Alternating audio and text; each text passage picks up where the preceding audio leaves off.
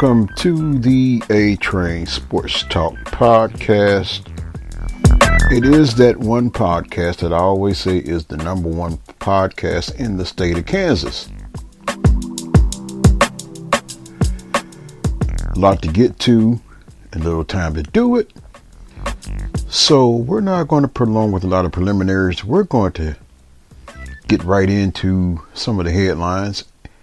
And to start things out, because we're going to go locally and nationally in the time that is allotted. It may be short, but it's going to be sweet and to the point and enjoyable. And to start out, we have the best high school players honored in 2024 Wichita Eagles girls basketball all-metro team. And the contributing writer, as I always call him, a friend of mine's, Taylor Eldridge. The Wichita Eagle announced its 20th annual All-Metro Girls Basketball team on Monday, honoring some of the best high school players in the state of Kansas from the 2023-24 season. The All-Metro team features the top players and the top coach from Sedgwick, Butler, and Harvey counties based on statistics, team success, postseason recognition, and area coaches' feedback. May South senior Ashley Singate, who I'm looking to eventually have as a guest on my podcast, was named the Player of the Year after leading the Mavericks to the program's first appearance in a state championship game in the Class 5A finals. So here is the full look at the 2024 Wichita Eagle All-Metro Girls Basketball team. And if you want to see the boys team, it can also be found on Varsity Kansas. But right now we're taking a look at the girls team. And up first, a young lady I've had the pleasure to watch. And when I say it was a pleasure to watch, boy, can she flat out play. If you haven't seen this first person on the list, you got next year and the year after, because she is a special talent. Michaela Askew, Derby sophomore, one of the top young posts in the state. Askew exploded for 35 points in the Class 6A state semifinals. She totaled 60 points across 3 games to help Derby to a 20-win season and a 4th place finish. The 6'1" sophomore averaged 14.8 points, 7.8 rebounds, 2.1 steals, 1.1 blocks, while shooting 60% from the field and 72% from the foul line. She earned second team All-State honors in Class 6A, first team All-League honors in the AVCTL Division I. Derby coach Brian Chadwick won't ask you. For me being a new coach, it was incredible to have a player like Michaela in my first year. She really was willing to do everything for us. She rebounded, she facilitated, she scored, she defended, she blocked shots, and she was so coachable on top of that. She hasn't played a lot of basketball, but she really gets it, and we love that. Up next, Heston Jr. Kendall Brugen. She's a junior, so she has another year to go. The 5'10" wing has already begun to rack up Division I offers, including one from Wichita State.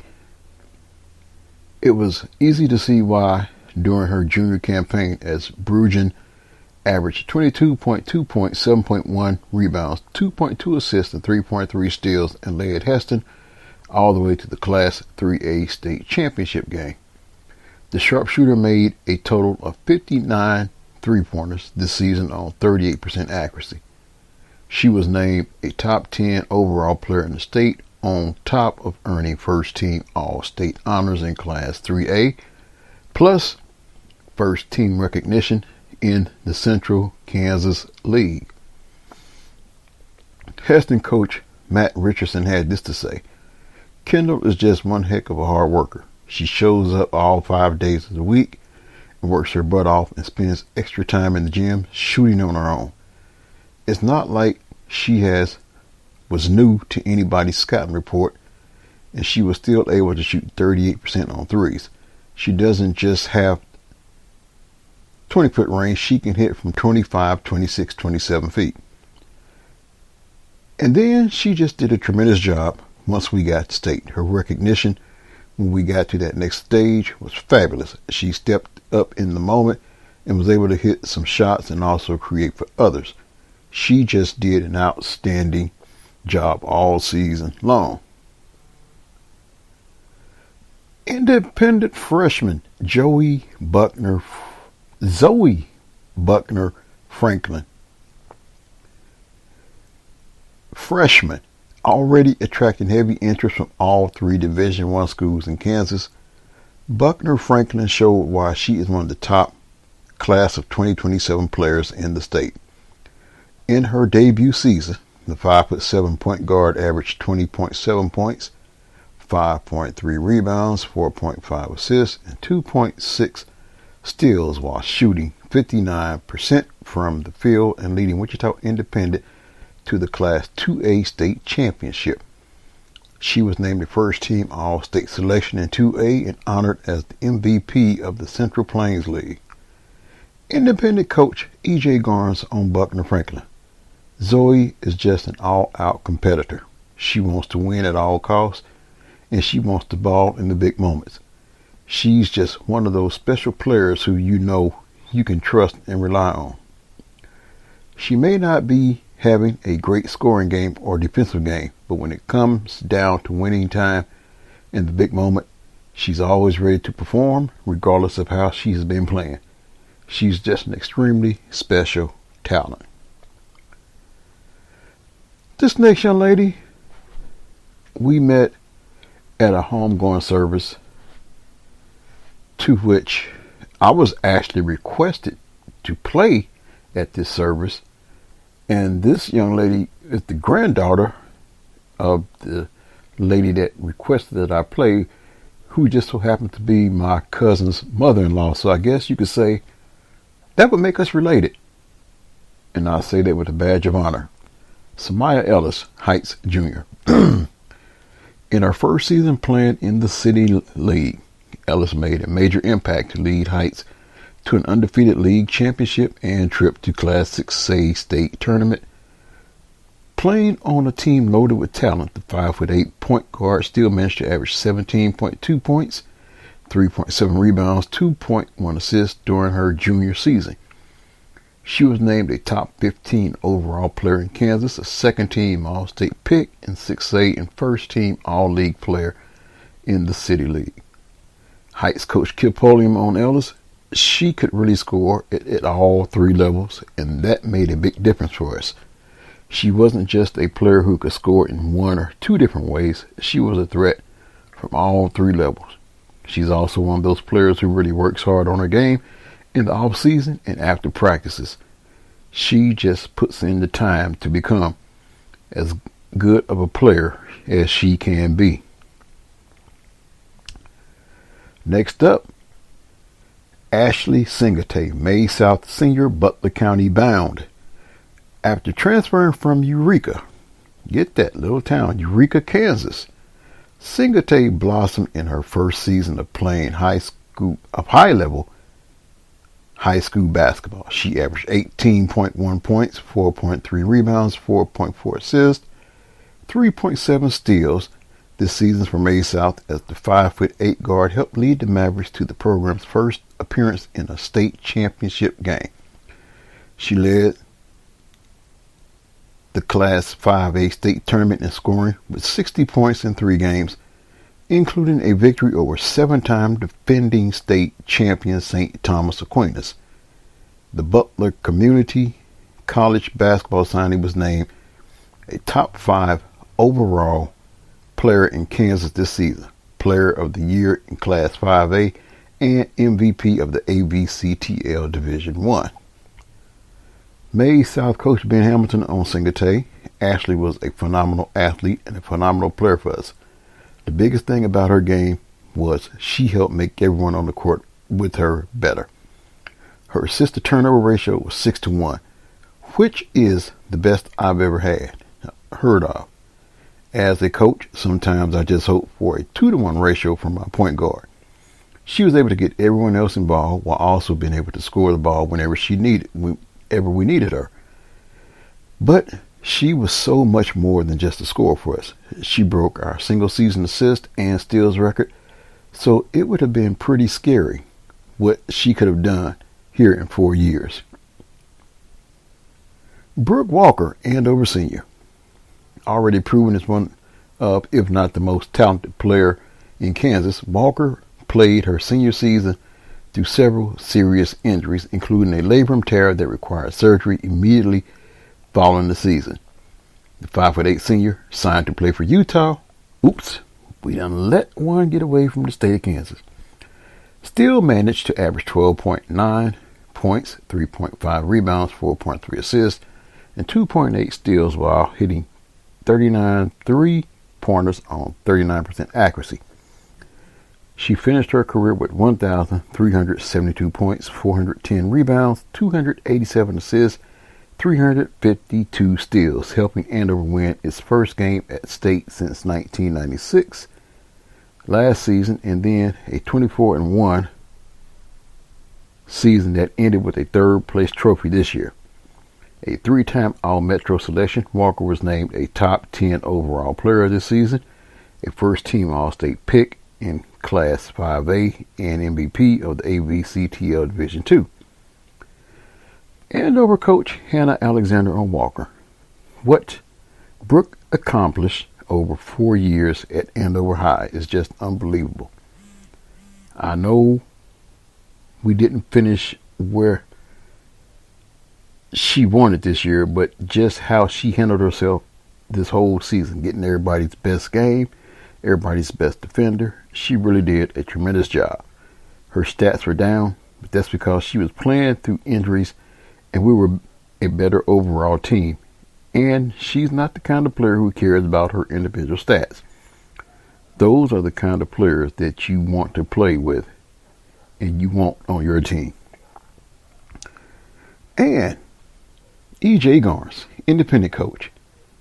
In just his second year in the program, Garnes guided Independent to its first state championship program in history. The Panthers shook off 3 early losses, all to non-Acacia competition, to finish with a 22-3 record in a Class 2A title after a 19-point victory over Riverside in the state finals. Garnes, a former standout player himself in Wichita, coached a team with just one senior. Ooh, could you say repeat? Steffi Safi Salamu, along with talented underclassmen like All-Metro pick Zoe Buckner Franklin, Dina Holmes, Keisha Allen. He was also named the Coach of the Year in Class 2A in the Central Plains League. Garnes on Independent's team this season was just a lot of fun. I won't act like it was always on the up and up all season long. Every team faces adversity along the way, and we had our fair share of it. But I think for me, that's the part that makes the journey even more fun, and this season so special and enjoyable. Knowing that it wasn't always easy, there were tough moments in practice and tough games, and we had to overcome injuries, illness, and a lot of other things that could have hindered us from accomplishing what we accomplished. But through it all, we stuck together, and when the state tournament came around, we played our best brand of basketball. I'm proud of my girls for mentally going through the rigors of a season and being able to play our best when it counted the most. And looking at the All-Metro girls basketball second team, Zion Butler, South senior, Aaliyah Green, Andover junior, Brooke Grimes, Andale sophomore, Leah Hinkey, Bishop Carroll jr., Ava Howe, Mays South senior, Kennedy Jackson, Heights jr., Peyton McCormick, Cheney senior, Lizzie Romer, Cape and Mount Carmel senior, Steffi Safi Salamu, Independent senior, Dominique Schote, Halstead senior, Destiny Smith, Derby Senior. Hayden Snodgrass, Andover Central Senior. Elizabeth Jaden, Clearwater Senior. Ben Hamilton, Maize South Coach. That was the second team. The All-Metro Girls Basketball third team looks like this. Reagan Ayers, Cheney Senior. Justine Berlin, Clearwater Sophomore. Rylan Chandler, East Junior. Paige Quarter, Flint Hills Junior. Carly Dameron, Eisenhower Senior. Tegan Garrison, Mulvane Senior. Julia Herman, Collegiate Junior. Rama Kennedy, South Senior. Maya Mayberry, Heights Senior. Flora Morgan, Marine Academy Senior. Emily O'Brien, Remington Sophomore. Abby Proctor, Heston Junior. Alana Shetler, Andover Senior. Morgan Thatcher, Valley Center Senior. Kaya Thornton, Circle Senior. Alana Webb, Southeast Junior. Ivy Wheeler, Trinity Academy Freshman. And Brian Chadwick, Derby Coach. So, with that, simply just want to say congratulations to the All-Metro team and the All-Metro coaches, first, second, and third team. Congratulations.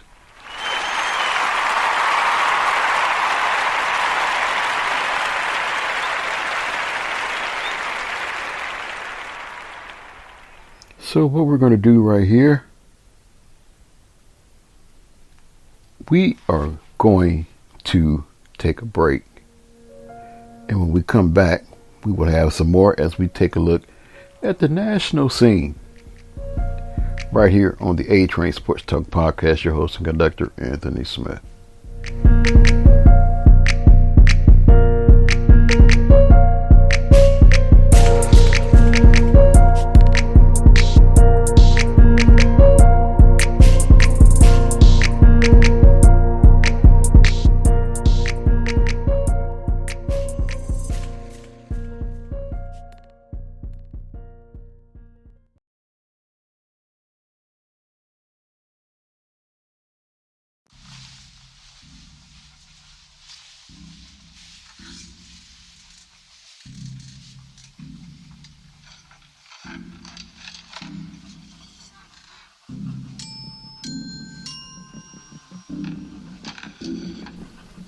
Welcome back to the state's #1 podcast, the A-Train Sports Talk Podcast.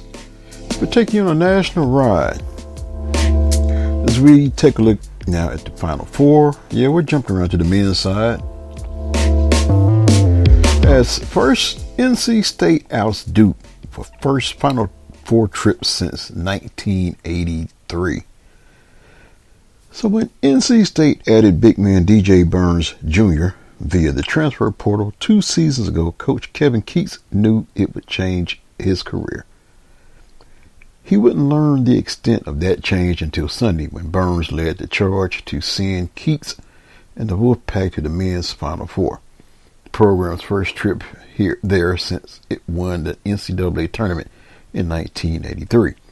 Burns scored 21 of his 29 points in the second half as NC State beat Duke 76-64 to win the South Regional.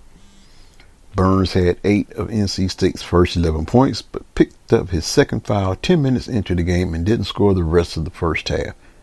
The Wolfpack shot 27% in the first half and trailed 27-21, but behind 21 points from Burns and 15 from guard DJ Horn, NC State shot 73% in the second half and scored 55 points. The Wolfpack outscored Duke 31-11 over a 12-minute stretch in the half to take control of the game, and the Blue Devils never made a serious threat after that. NC State's remarkable run to the Final Four as an 11 seed began in earnest that day 2 years ago when Burns transferred from Winthrop. Though Keatts didn't know that then, what he did know was that he had never coached a player with Burns' post skills and that his coaching strategy would have to change to take advantage of them. I've never thrown the ball inside as much as I have in the last couple of years, Keatts said. Great touch, great footwork. It's changed the way I look at post guys now. There's probably only a few of those in the country, and I'm glad he's on my team. Duke's strategy was to not double down on Burns when he got the ball down low, as many NC State opponents had done.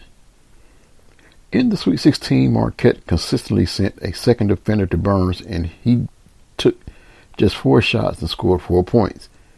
Burns made the Blue Devils pay. He scored his 29 points on 19 shots. I wouldn't say I was too worried about it, Burns said of his early foul trouble. I missed a few shots toward the end of the first half, so they weren't going to double team me in the second half. I just decided when I came back in to take advantage. Keats said he saw some things in the first half that told him NC State would bust out offensively in the second half. We missed a lot of chippies, he said. We left a lot of things on the rim. I counted myself 5 missed layups, and my assistant coaches were losing it. I was like, relax, we're going to be fine. We talked about staying in the scouting report, and the ball will go in the second half. We knew we had an advantage throwing the ball inside of Burns. Meanwhile, the Wolfpack had Duke out of sorts when the Blue Devils had the ball. They made just 25% of their 3-point shots, far less than their season average of 38%. Overall, they shot 32%, their worst number of the season. The 12-point losing margin was the largest of the season for the Blue Devils. We weren't us today, guard Jeremy Roach said. Said Duke coach John Snyder, that's probably the most disjointed we've looked all year. NC State at 26-14 has more losses than any other Final Four team ever. It is the 7th team to reach the Final Four as a double-digit seed, the last having been UCLA in 2021. None of the previous 6 won the title. The Wolfpack looked like a lost cause just 3 weeks ago heading into the NCAA tournament. They wouldn't have even qualified without taking down the ACC tournament field, which they did by winning 5 games in 5 days. Now, their winning streak is up to 9, with number 1 seed Purdue up next Saturday in Glendale, Arizona. They are playing better defensively and rebounding better than earlier in the season. The biggest difference to Keats is confidence. NC State trailed by as many as 9 points in the first half, but never flinched. I think our guys now are expecting to win, he said. It's beautiful to watch. So with that being said, I'm going to bring the train into the station. Hope you have enjoyed this short but sweet podcast. There will be more to come in the next few days to come, as we will be taking a look at the Final Four. And what happened tonight with Iowa and LSU? Tune in the next day to find out. Until next time, be blessed. I'm out. Solemn rain, nor when it calling me. Darkness is novelty, but still pray it don't swallow me whole. Hope God in all of these verses in ponderance. Our surface is faltering, but I'm constantly wandering through its cracks and its crevices. Found love at a deficit. I better set the tone straight. No, it's in everything. I struggle to find it still. Wish time could rewind a little. Always hungry for younger me. Any version but current me. I roll with the current.